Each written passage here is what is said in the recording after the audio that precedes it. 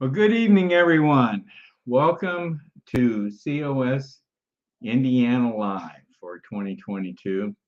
My name is Dale Parrish. I am the state director for Convention of States here in Indiana. And folks, I hope our broadcast comes to you okay tonight. We have encountered as it sometimes happens, technology, it's great as long as it works, but we've encountered a bunch of technical problems this evening. So I'm hoping that everything has straightened out, and if not, we'll blame it all on my co-host Ken Kashuba, and I'll bring Ken on. Did you hear that, Ken? We're going to blame you if we have any problems tonight, okay? That's nothing out of the ordinary. Nothing out of the ordinary. That's right. Right. See, Ken is our state communications coordinator, so we're not supposed to have these technical problems, but I don't know. Well, you know what they say about communication. Yeah. Got to be working. Okay. Well, Ken, Yep.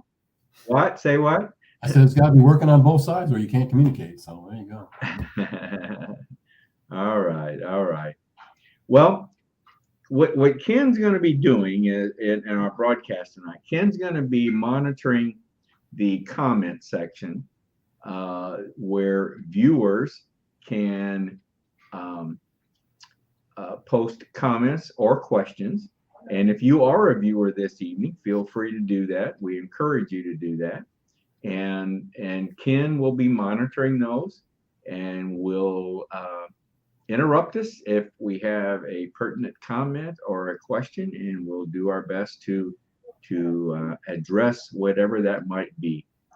So and of course Ken will also be participating in our agenda tonight as well. So we have one already, Dale. If you would pause for a minute, I think it might be a good segue. First comment is Patricia Cole says, "Good evening from Carroll County, Delphi, Indiana." Oh, well, how nice! Nice. I believe Delphi is north of me and Indianapolis, and probably south of you, isn't it? I think so. Yes. A little southwest, I think, of you. Yeah. But she has a question, so we'll go ahead and bring this up, and maybe it'll be a good segue for you. Okay. She said, "What's tonight's topic?" What is tonight's topic? Well, I'm going to get into that very shortly here. All right. Figured I'd throw that out there. Patricia, bear with us, and we'll be explaining exactly what we're going to be talking about tonight. So bear with us, Patricia. Ken, tonight is broadcast number 168. And you have been with me now for the past 36 broadcasts. So wow. Hanging in there. And as I've explained, the reason we track these numbers like this is we consider these virtual town hall meetings.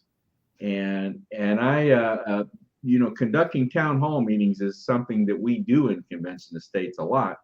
So I consider these as town hall meetings, albeit virtual, but I consider them town hall meetings. So that's why we like to track these, and of course Ken likes to know likes for me to know how many broadcasts he's participated in. So, right. You like to see that number, right, Ken? Well, yeah. So I know how many shows that I've been on that have not been technically challenged. So, well, you're muddled up there. So another technical problem that we were encountered, but we're going to continue on here. Now you're unfrozen. Okay. Are you doing this? No, I wouldn't. Shouldn't. Okay. Let's move on here. Just want to let everyone know that our national website, conventionofstates.com. Now that is, like I said, that is our national website, and that's where the first place you go if you want to join Convention of States. Go to the national website, conventionofstates.com, provide your information, and sign up and become a supporter. Now, also want to mention that every fourth Monday, this live stream comes to you every Monday evening at 7 o'clock. Well, every fourth Monday of the month, we devote the live stream to a roundtable discussion. Now, that may be what Patricia was talking about, Ken, because we normally pick a topic to talk about on the roundtable. That's correct. Which that'll be coming up on October 24th. But hang on, Patricia, we're getting to what we're going to be talking about tonight with the format that we're doing tonight. So mark your calendar, October 24th. We've been talking about all year, our theme has kind of been, what activism can I take in Convention of States? So if you want to express your activism, whatever that might be, we think Convention of States offers that platform for you. And we have been trying all year long to bring you examples of individuals in Convention of States that have selected different ways to express their activism. Now, tonight, we have as our special guest, and this is a young man that has selected a legislative route that he wants to go. His name is Robert Suarez, and Robert is one of our new regional legislative liaisons. So we're going to be very shortly, we're going to be bringing Robert on here. Introduce himself to you, and tell you what a regional legislative liaison is all about. So, like I said, Ken, this is as you know, there are different ways to express your activism passion. I think that's a term that we've come across. That we have many other ways of doing this. Could be a leadership role. It could be a telepatriot, a social media warrior.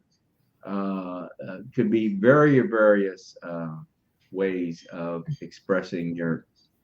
The viewer that we've already chatted with here briefly, Patricia Cole, she's already stated here how she's been active. Let me throw this up here. She says that she's an active member of We the People of Carroll County, and she's running for the Delphi School Board.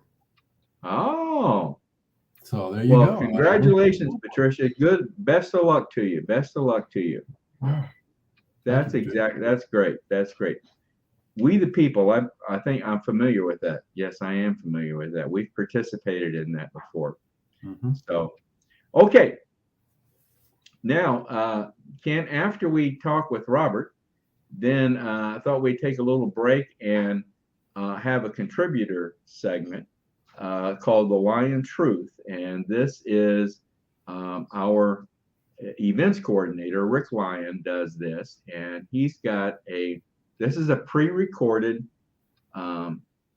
discussion or talk about a particular topic.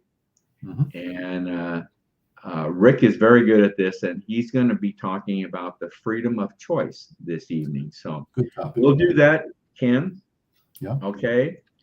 And then I'm going to let you talk about the next segment here, which is Raise Your Voice.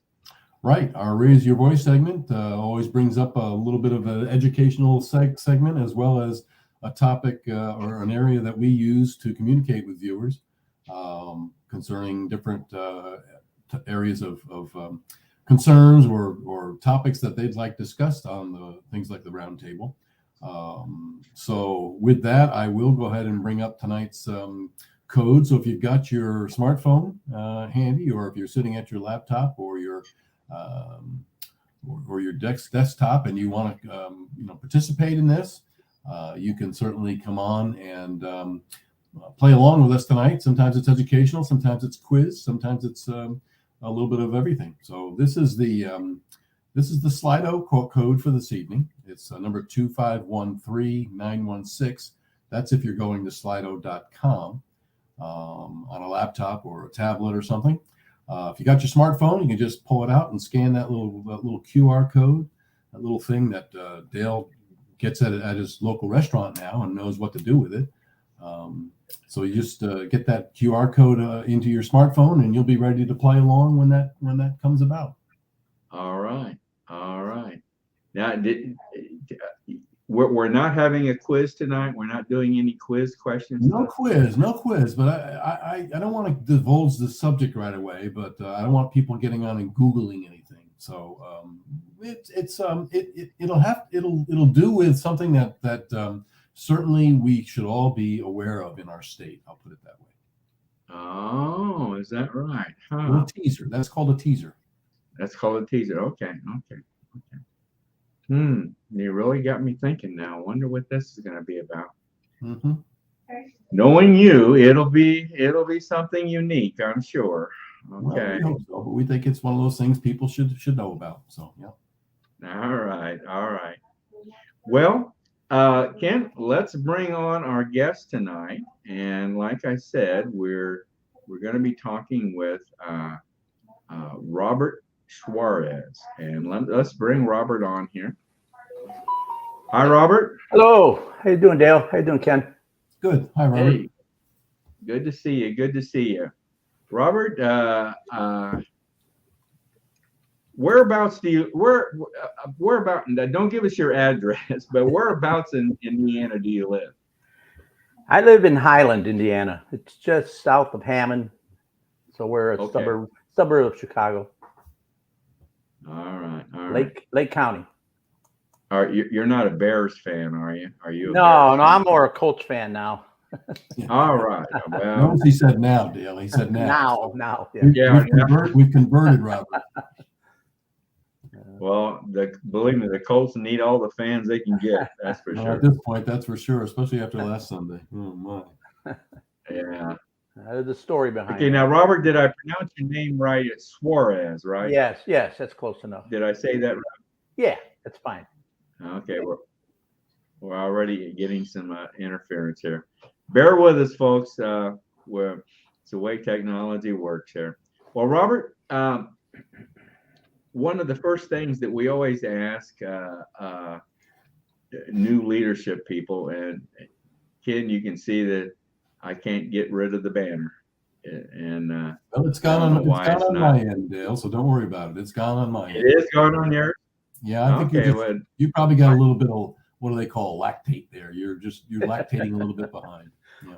I am. Oh, okay. All right. Probably so.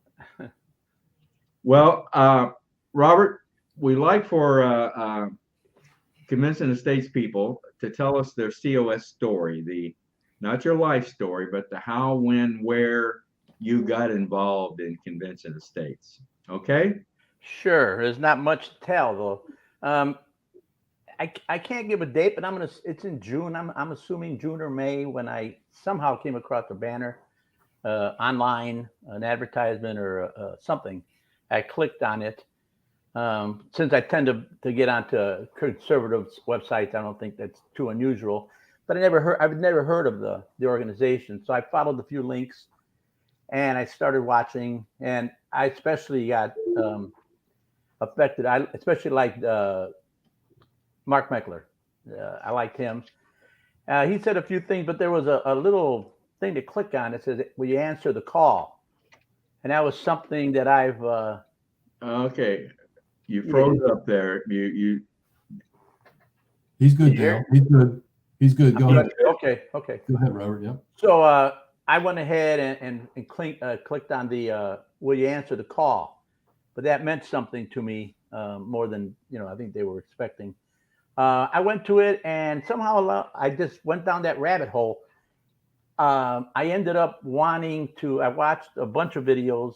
I liked everything I saw. I didn't know the people, but it sounded really good.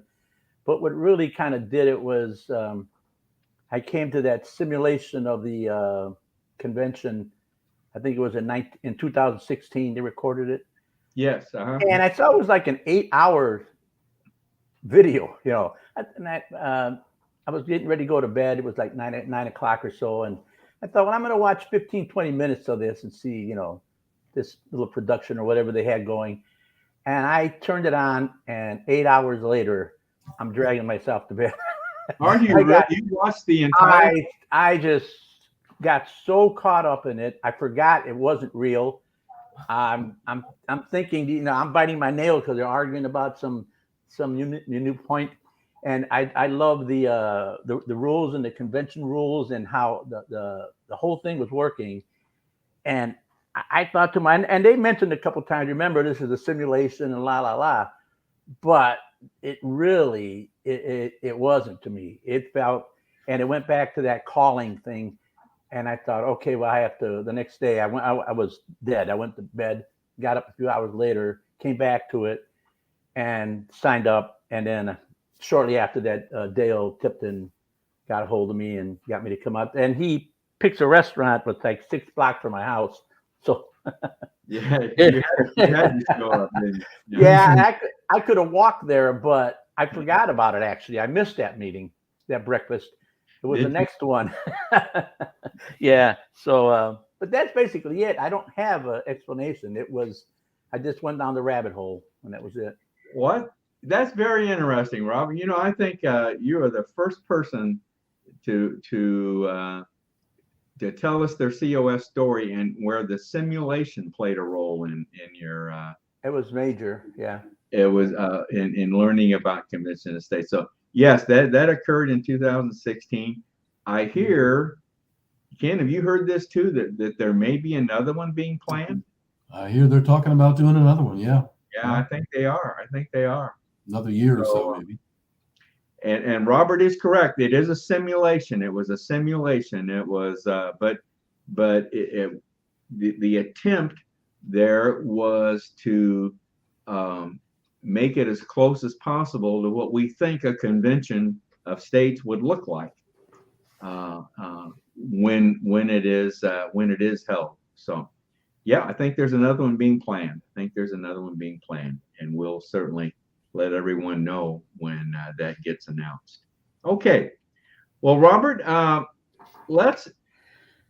we've already told everyone that you're one of our new regional legislative liaisons. And I say new because we've always had a state legislative liaison, and we still have one. That's Marty Wood.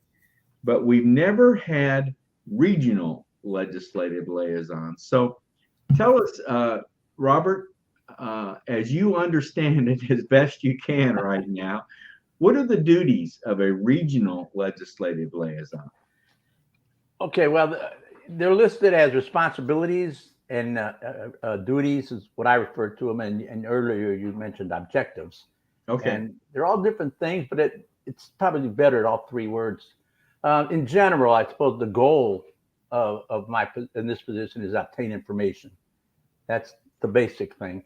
I'm trying to accomplish this by you have to understand, listen, understand, and try to identify a regional strategy. Then I suppose I could best do this by actively communicating with district captains and supporting their efforts to developing strong relationships with their legislators and their districts. Going along with that, I guess it fits that we would want to build a relationship with each district captain and his or her legislators through regular calls and meetings and personal meetings and phone calls, that kind of thing. Then at that point, after you can do some of this, you can start assessing a legislator's understanding of COS, Article 5, and what their positions would be. You have to understand what they understand and where they stand. Then it just follows from there that you use that information to help identify regional issues and determine the legislators' awareness and positions. I guess additionally, we'd like to identify the authorship and sponsorship focus of any legislation in the upcoming or the current session.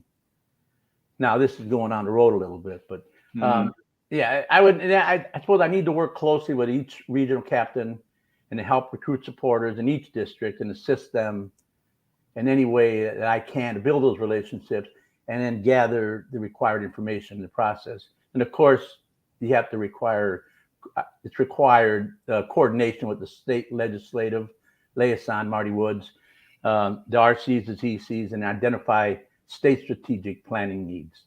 Okay. Yeah, pretty much. And lastly, to support this regional, I needed to support regional and district events to maintain like a visibility with the regional legislators. And we were doing that Saturday. We had a breakfast and there were some good ideas for events and stuff. And I just feel my own personal, I just feel attracted to that. I like doing events. I like being there, but somehow or other, Marty Woods called me into this and wanted me to be the LL. And I, for the life of me, can't figure out, and he was adamant that he wanted me, Dale wanted me to be a district captain, and he wanted me here. But it actually, in hindsight, I don't necessarily agree with him, but the man is amazing. Marty Woods, I'm speaking about specifically. Yeah. And I'm in awe of the guy. I don't know how he does what he does, but so that's pretty much my duties. Okay. Well, you mentioned just a couple things that I want to reiterate here a little bit. Number one of the main duties of a district captain is, in fact, to establish a relationship with their district state legislators. Now we're not talking about federal, we're talking about state, state senator and state representative for their district. And of course, your role is to help in that. And of course, we would love to have a district captain in every district. And when we say district, we're talking about house districts. We're organized around house districts in Indiana. So we'd love to have a district captain in every district, but we don't. So once again, in those districts where we don't have a district captain, then your role as a regional legislative liaison is to take the place of that district captain when it comes to talking with the district, the respective, I should say, state senator and state representative. So very important role. Yeah, and that's how it feels like to me. It's and I suppose I'm going through a health issue, so I'm kind of handicapped at this point. But it feels more like, and it's good for me. It's native to me to feel like I'm just going to fill in wherever I can. Right. I'm going to do whatever I can, and if it's a parade or whatever, it doesn't matter to me. But this is the basic responsibility, objectively, and hopefully, ideally, we get it to that point. Very good. Okay. Very, very good. Tell us then, Robert, give us kind of an idea of the region geography that you cover, if you can. Okay, it's basically from the Illinois state line, Lake Michigan corner, going east. I have a total of 10 house districts, and then south. I think as far down as I can't think of the name of the town now, but let's see. Well, anyway, it's south. It's not the Indianapolis, not that far down south, but it would be Senate District 6. I know it's Boswell, Indiana. Okay. That's about far south as it would go, but it's the area is outside of the immediate Hammond, East Chicago, Whiting, Gary, Portage area is industrial. blue collar, well, it was blue collar, but it's still blue politically. Although I think it's starting to change. We're making inroads there, but that's pretty much. And then the rest of the area is rural farmland. I have lived in both sides. I've lived as far south as Lowell for 20 years. And I love that area. And then I come back. I'm back in the more industrial area, but more suburban. Well, so basically the northwest corner of Indiana is what we're talking about. Right. And, I've said this before, but we have always had a difficult problem getting district captains, region captains up in that corner because it is kind of blue up in that area. Very so. Yeah, very so. Mm-hmm. And the past region captain, Dale Tipton, stepped in and really did an outstanding job getting us organized up in that area. So, okay. So you're up in the northwest corner. Okay. Yep. So tell us then. You said one of the main things is the state legislator meetings. Have you had a chance yet to meet with any legislators? I know you're just getting started on this. You're talking on the House side, the House districts, or either one, or Senate. Okay. I have communicated because it's election season, and that was Leary, the regional captain. Since we're both new, both of us were kind of like on eggshells about what you can and can't say. I've got information from Dale. He gave me a little help.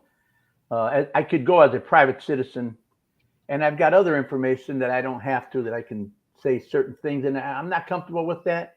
But I did communicate with my own House district rep through email. I've communicated a couple of times with letters to Senate reps, but never bringing up COS at this point because I wasn't sure. I'm not comfortable wanting to speak for anybody at this point. Yeah. But I am in the process. I mean, I've got all my information down of who I have to talk to. I'm actually waiting for it. Just the timing of it works out good as far as my health with the election coming to an end, then knowing for sure. Hopefully we get a couple more Republicans in up here. I'm thinking there's going to be a couple flips, but I'm hoping. And so I'm kind of waiting for that before we do anything really in that regard. Yeah, we're really walking on eggshells when it comes to this election, and what we can say and what we can't say. Right. So I know it's difficult to sort through all that. Okay. Well, so you're getting started. You're getting going on it. Yeah. Give us an idea. Have you set any objectives for yourself yet that you definitely want to try to achieve in the next year, say? Well, I would like to speak with each one of the 10 House district representatives in my area. But we don't, like I said, we don't have district captains, and since I belong to House District 12, so I'm comfortable there because that's my person. But outside of that, I understand that it's hard to get into meetings because of the fact that I'm not a constituent. So until we get some more region captains, but we do have a couple, 2 or 3 anyway, and we start there, and then I'll just make the effort. I'll make the effort. Some of these people, and I have met just in the course of different things. That none of them are unapproachable. They're approachable people, and you can sit down and have a nice conversation. I like to start my conversations off with I'm already thinking of how I'm going to break the ice, and I bounce this off some people, and they loved it. And my first thing is that I want to tell all of them when I meet them is, I don't care what you're a Democrat, Republican. I don't care about anything. Are you a Bears fan or a Colts fan? That's all I want to know. And when I get that answer, I want to know if you're a Cubs fan or a Sox fan. And then and people that are professionals have told me, That's awesome. That's how you break the ice. You tell them, you find out you're a Cub fan, and go, oh my God, great, I can work with you. Or if he says he's a Bears fan, I'm gonna, oh geez, okay, I'm gonna put out the crayons here and work with you, So it's, but I have a knack for gabbing, so I can sit and gab, and I think I don't see problems. I mean, the political, like it's part of the whole COS thing, to be kind and non-confrontational. We can talk, but be kind, right. And that fits in with my own personal feelings. Very good. Very good. All right.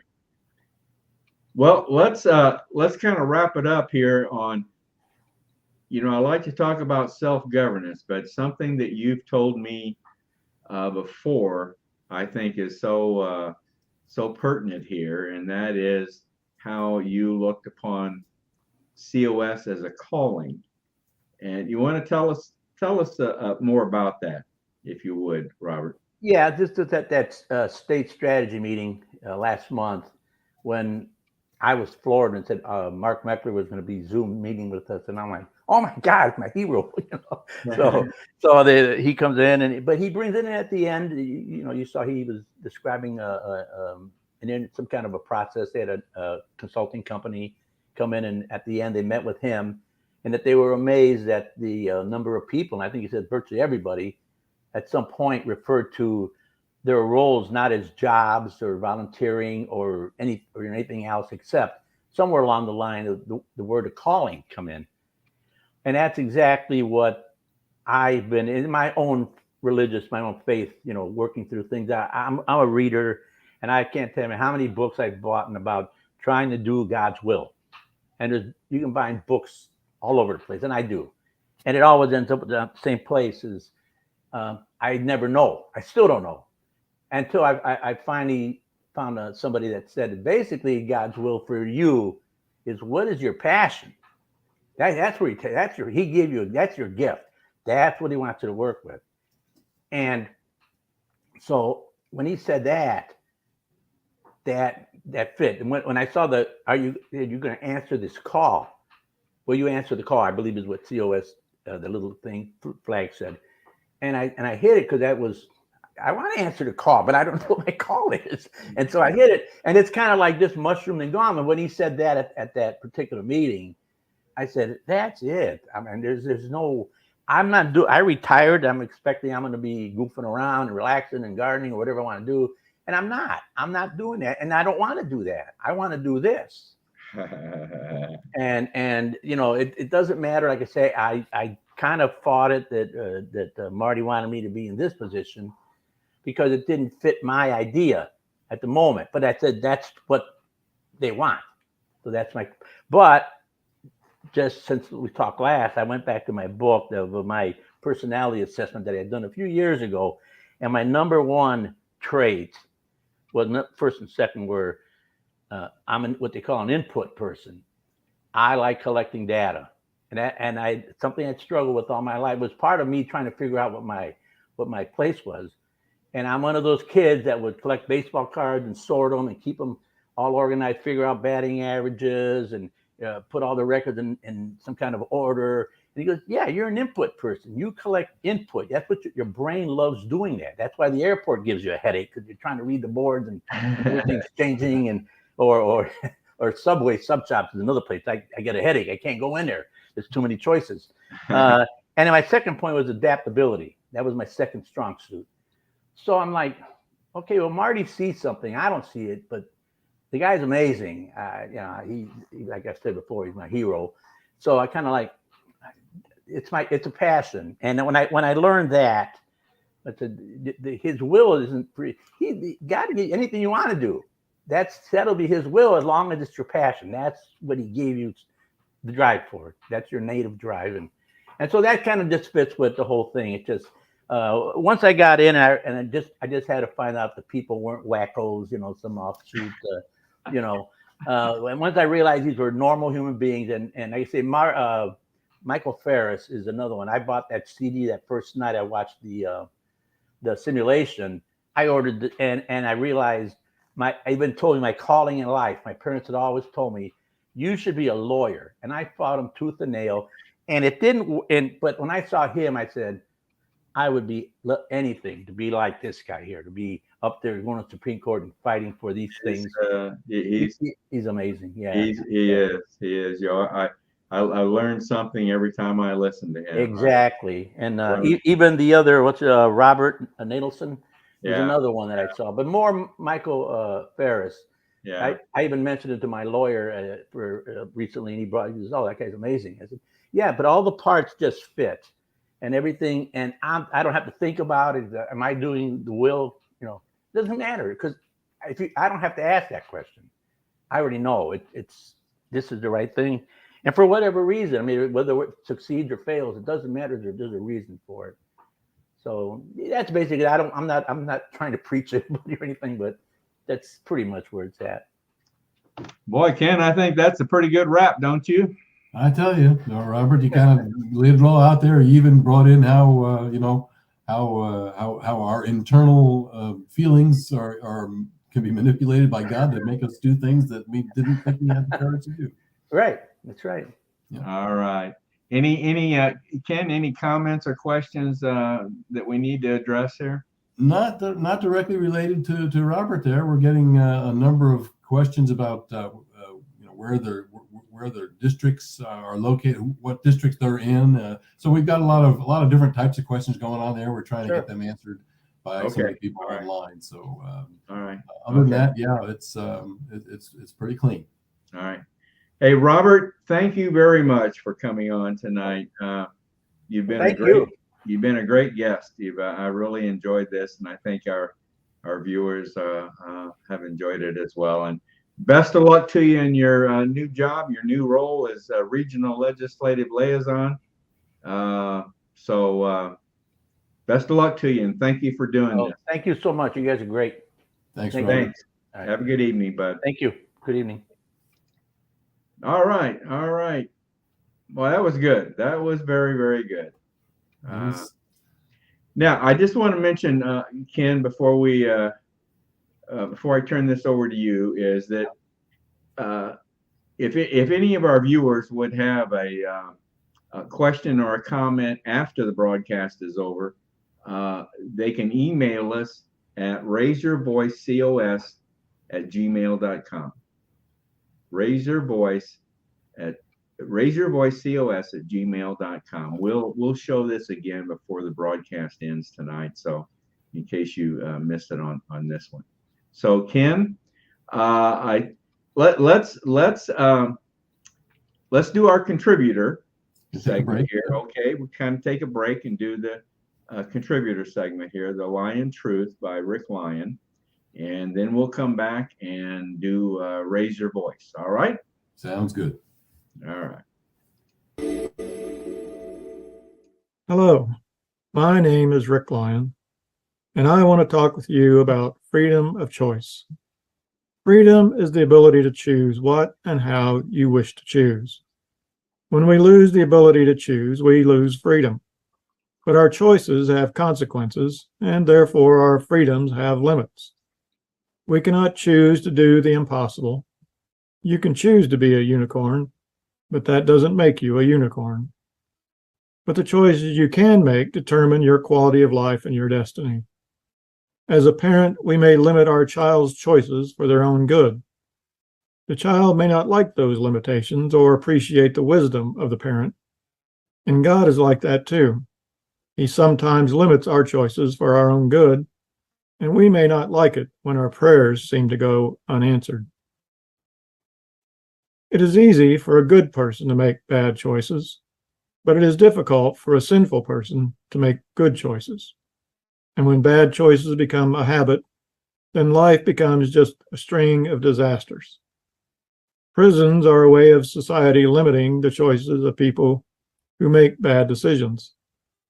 We have an acquaintance who got into drugs. She lives a life of drugs, jail, rehab, freedom, and drugs, jail, rehab, freedom over and over again. The only time she is healthy is when she is in jail where she cannot make bad choices. It works for the good, too, if we make wise choices in all aspects of our lives. Our quality of life is determined by our decisions. As long as you have the freedom to choose, your fate and your happiness are truly in your hands. Freedom is the ability of the individual to choose how they contribute to the growth and progress of a family, community, or a nation. The individual member of any family must often suffer the consequences of family or group mistakes, as demonstrated by the 2020 election. The family or group often suffers because of the choices of an individual family member, as the Russian family is now suffering the consequences of Putin's choices. If you don't believe that one man or one woman can change the world, then you need only to examine history, because it usually is one man or one woman who does change the world. In socialist governments, where there is no freedom of choice, social stability is achieved, but at the loss of personal identity, work ethic, and the standard of living. In America, our freedom of choice has led us to be the most advanced, innovative, and generous nation in all of history. America has not hoarded our blessings, but we share them with the world. I think John Kennedy said it best when he said, "We choose to go to the moon, not because it is easy, but because it is hard." And that one great choice made America immortal in the history of this world and created the greatest advancement in technology since World War II. And without a doubt, the greatest advancement in civilization through peaceful means in all of previous history. One man, one choice. What choices will you make today? The great danger that we face is that when our choices are not limited by wisdom, morality, and spirituality, when our freedom to choose is not limited by the group wisdom of law or the awareness of God, then we lose stability as a society. But add in the confiscation of your right to choose, and freedom dies and civilization collapses. In Convention of States, we have the power to put limits on our elected officials. We choose to limit their spending, their time and power, and their invasion into our lives. They can choose to do the will of the people, or they can choose a different career after the next election. When we choose to participate in self-governance, the choices our representatives can make are within the boundaries we choose. You have the right to speak, so speak while you still can. You have the right to act, so act while you still can. Your freedom of choice cannot be taken away. It can only be given up. And that is the lion truth. Thank you.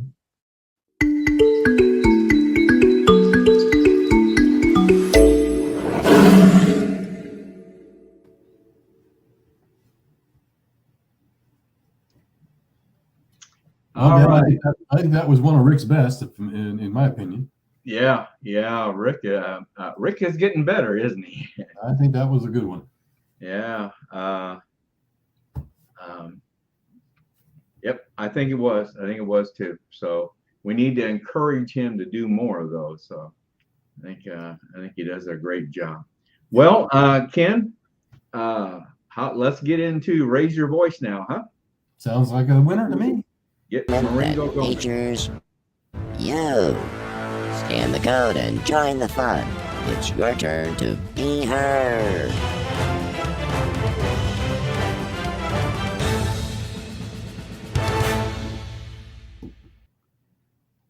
Well, as Marengo said, it is that time. It's time to raise your voice and be heard. So we're going to do another Slido tonight that will bring up some.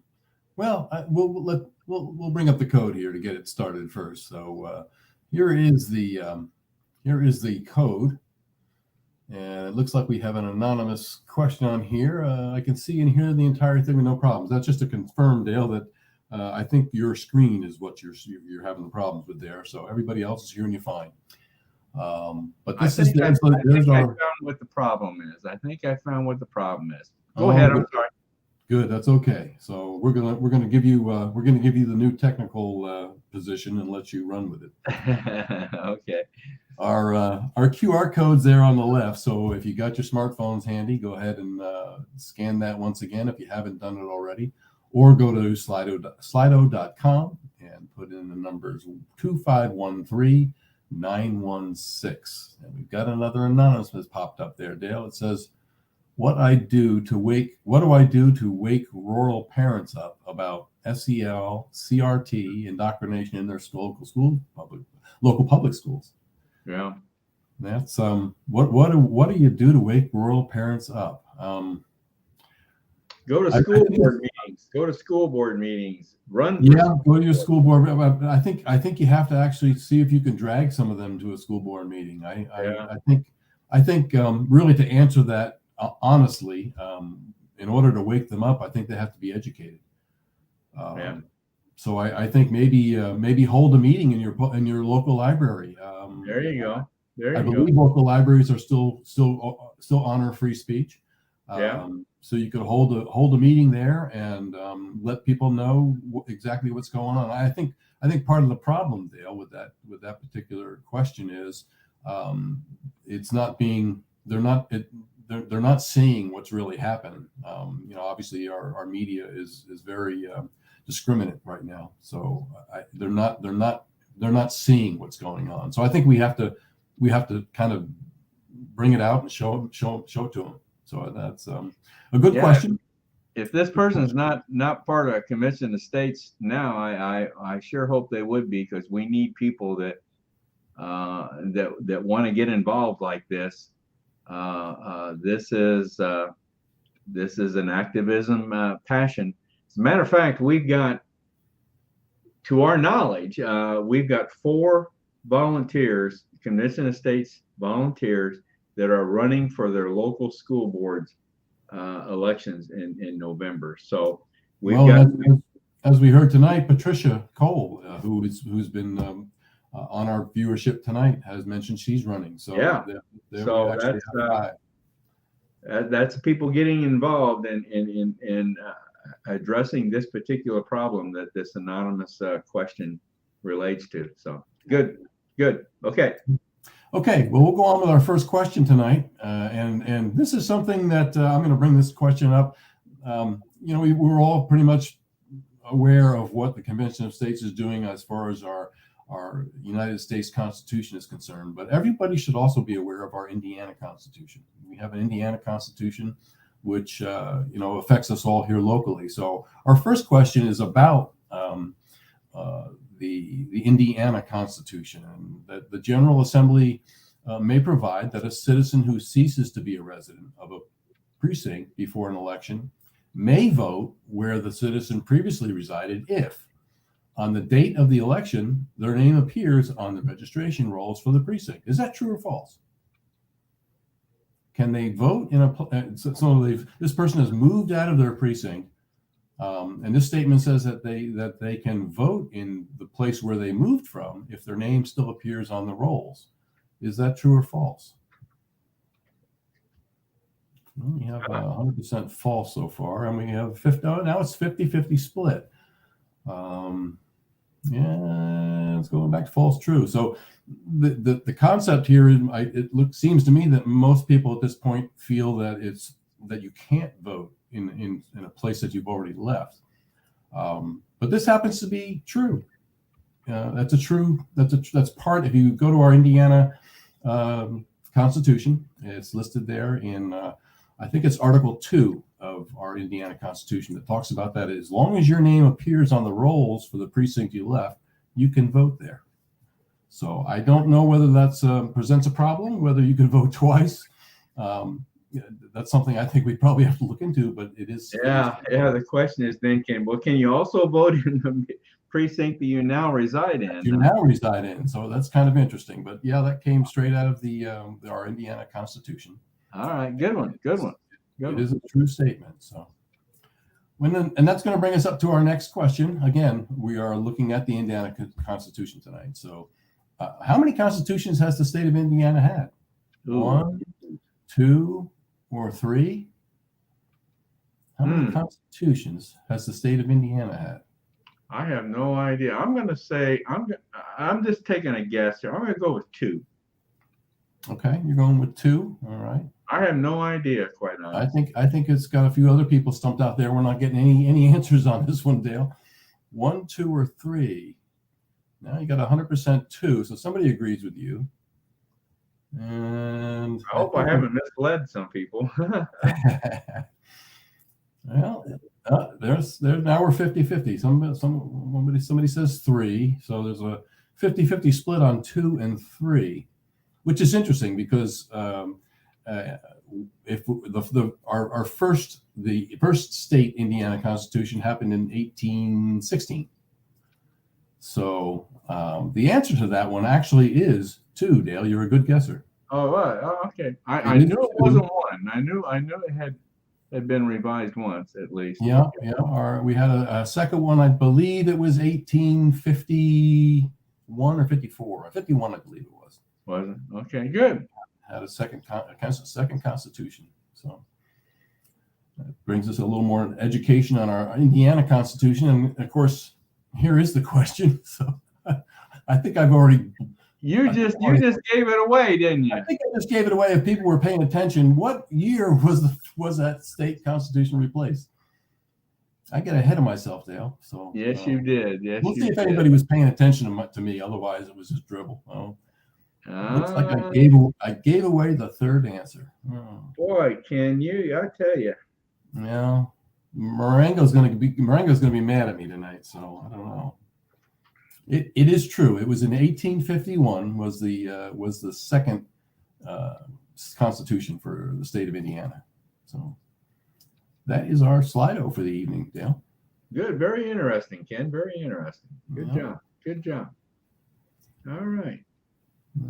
All right. Well, Ken, let's kind of wrap things up here. And I want to mention one more time that once again, if you're viewing tonight and you got a question, a comment, a thought after the broadcast is over, feel free to email us to raiseyourvoicecos@gmail.com. raiseyourvoicecos@gmail.com. All right. Dale, before we do sign off, Patricia has been, she's rather new. So she's raised a question here. I just want to bring this up because it does align with our show tonight, or most of our shows that we are talking about. What can you do? She brings up the question that COS districts are smaller than COS regions, right? But her question is, what are some district volunteer positions? So I thought maybe I'd throw that up there for some of your input on that. Okay. She's correct. There are 100 House districts in Indiana and 50 Senate districts. So the Senate districts are going to be geographically larger than the House districts. But like we said, we're organized around the House districts. So we hope someday to have a district captain in each of the House districts, and that's a very, very important position, and that's a district captain. Next step up would be a region captain, which we've got 14 regions. Now we've designed the regions. These regions will have anywhere from 8 to 10 or 12 districts in each region. So we have then a region captain. Now, what we're trying to do is we're trying to create more district level positions. As you saw tonight, Robert Suarez is a regional legislative liaison. We have regional events coordinator positions. These are events coordinators that were working at the district level with various district captains in regions. We've got a whole host of district level positions that we get into. social media warriors. We have different positions, and I'm trying to think of some others right offhand that would operate at the district level. But we'd be happy to whatever, Patricia, whatever your interest would be, we would certainly be happy to talk to you about any kind of position that you'll be interested in. But why don't you put up that email address again, Dale? Maybe she can email us and we can get a little more information that way. And that is raiseyourvoicecos@gmail.com. Yep. Okay.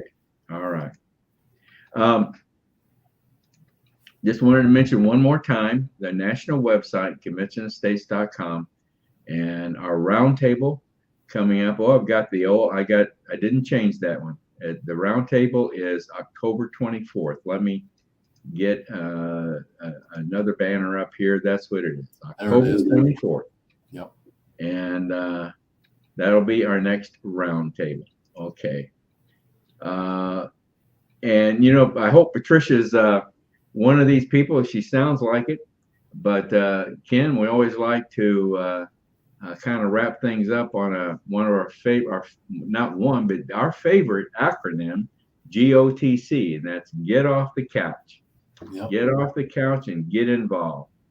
And we're hoping that you will select Convention of States as your way to get involved and to express your activist passion.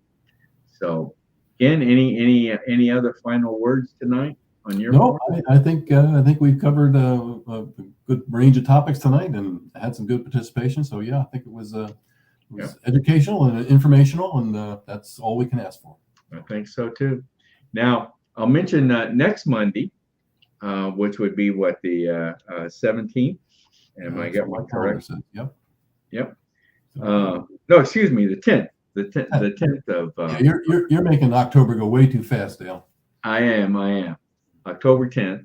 We're going to have a new district captain trainee. It will be our special guest. Her name's Andrea Yoho, and she is. And I mentioned trainee. She is still in her district captain training period. So I think she'll bring a great insight into the process of becoming a district captain. We like to bring on new district captains, new region captains, new leadership individuals. We like to bring them on as special guests. I don't know that we've ever brought on someone in training. No, I think that'd be a good insight for people to get an idea as to what type of training is available, so that you can effectively become a district captain or a region captain. So I think that I'm looking forward to that one, Dale. I think it'd be good to hear what somebody says about the training and where they are and what they're doing on it. And Rick Lyon did mention to me too. He wanted us to mention that the Orlando Leadership Summit is coming up as well. So. Yes, this is this week, later this week, as a matter of fact. Mm-hmm. This is a nationwide national leadership summit. You haven't heard about any delays or anything due to the weather that happened down there. I know Orlando. No, everyone was. It takes place in Orlando, Florida, and everyone obviously was concerned due to the hurricane. But we've been assured that everything's a go. So hopefully everything's okay. Yeah. And so there'll be a lot of good stuff going on there. Unfortunately, I'm not able to go, and you're not going either, Ken, right? So. No, I'm not going to be able to go. I wish I could attend that, but got to pass this time around. I'm hoping to be available for the next one, or certainly for the next simulation if that happens. So. Yeah. This next simulation, having learned, I'm sure, a great deal from the first simulation. I'm sure this one will be even bigger and better. So this will be a great event. Okay, Ken, I think that's it for tonight. And we will sign off then. So Ken, have a good evening. Once again, next Monday evening, the 10th, we have a new district captain trainee, Andrea Yoho, as our guest. So be sure to tune in next Monday evening, and we'll get together and have another good conversation. So sounds good. Good night, everyone. Thank you.